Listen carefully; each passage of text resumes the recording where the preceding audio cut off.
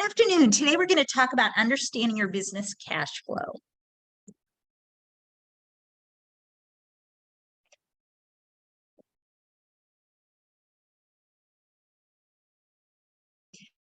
So what is cash flow? Cash coming into your business from revenue versus cash going out to pay expenses. Positive cash flow means more came in than went out, more than enough to pay your bills. And negative cash flow means more flows out, more expenses than cash on hand. Think of it like all the transactions in your bank account. And the biggest thing to remember is cash is king. So it's actually that physical money, that cash that you get in, that's what's going to keep your business flowing.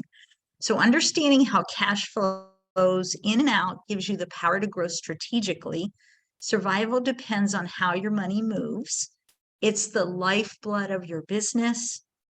And believe it or not, 80% of small business failures are due to poor cash flow management.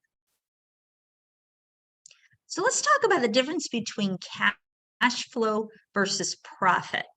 So cash flow would be the amount of money going into or out of your business at any given time.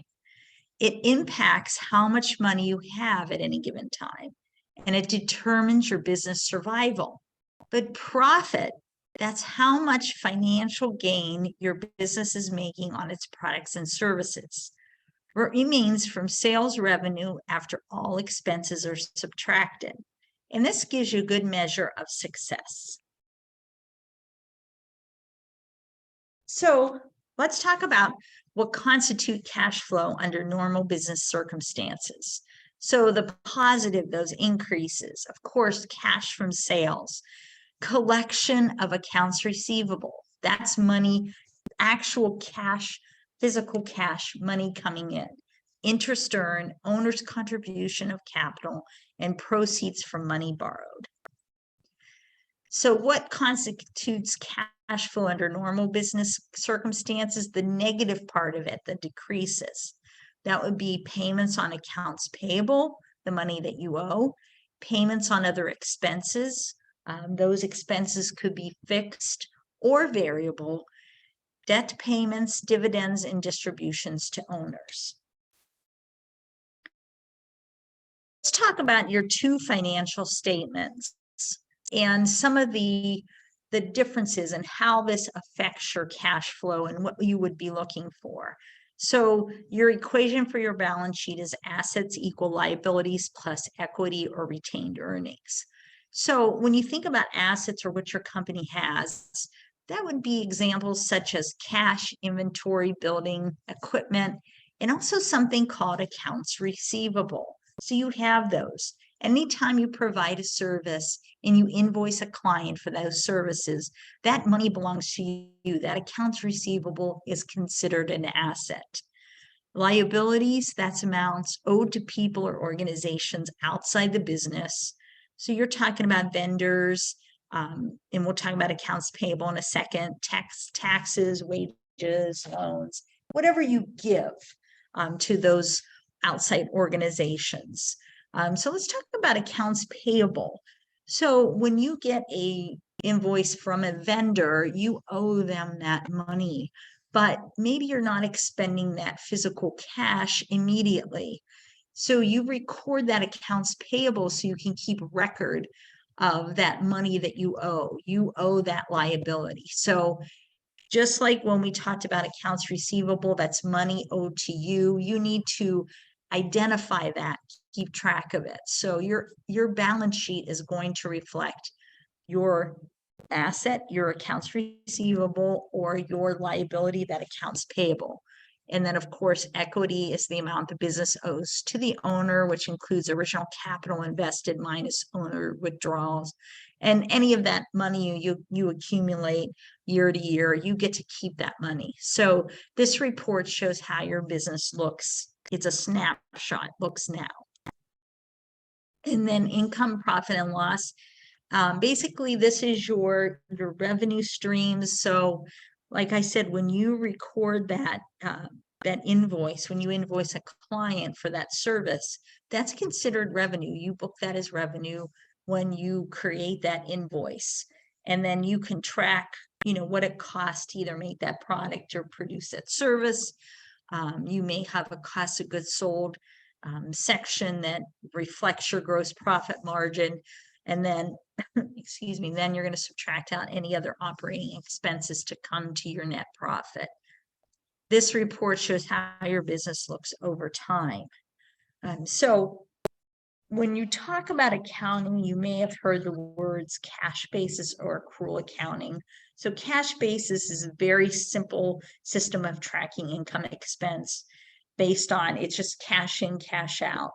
So income is recognized when cash is received and expenses are recognized when cash is paid.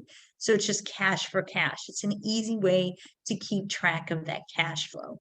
Well, most businesses operate on what we call the accrual basis. So really, it is the system of tracking income and expenses that recognize income when earned, regardless of when cash is received, and recognizes expenses when they are incurred, regardless of when they are paid. So that goes back to the discussion of your accounts receivable. When you provide that service, you invoice your customer, you can recognize that income, but you don't have that physical cash yet. So you record that number, that amount into accounts receivable. So therefore you can track it. You can re-notify your clients if they're past due, but you are owed that money. You have to just keep track of it and collect that physical cash. And then same with your accounts payable. You're going to record that expense on your income statement, but you may not pay that vendor until maybe 30 days from now, 60 days from now. But it plays such a huge, important part, accounts receivable and accounts payable, that accrual accounting in how do you balance that cash flowing through your business. So I have a couple questions here. Can a company have positive profit and negative cash, negative profit and positive cash, negative profit and negative cash, positive profit and positive cash? The answer is yes to every one of those questions. So it's great to set up a cash flow worksheet. It's really one of your most important tools of running your business. Some accounting softwares have that module in their reports that you can check out. But basically, it's taking when you think about all that physical cash that's flowing in and out of your business, you need to track that. If you're running tight on cash, how much cash do you have in the bank? How much money are you going to collect from receivables this week? And what are all those expenses you're going to pay out? So you can make up an Excel spreadsheet that can walk you through that process. Here's another example. And don't forget too, if you have to pay principal on your loans, you need to keep track of that principal amount that you're paying. That's cash that's going out of your business. And another thing that a lot of businesses don't reflect on is any finance charges that you're paying on credit cards. That's an additional outlay of cash above and beyond what your balance is on your credit card statement. So you have to keep that in mind. And you could get so detailed that you can do a weekly cash flow. You can look at your bank balance, your actual physical cash number in the bank.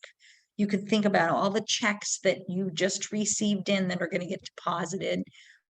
What business are you going to conduct that week?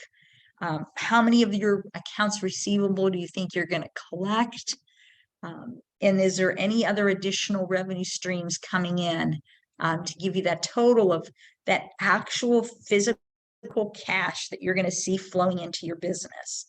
And then likewise, you got to think about all of the physical cash that you're expending for a particular week.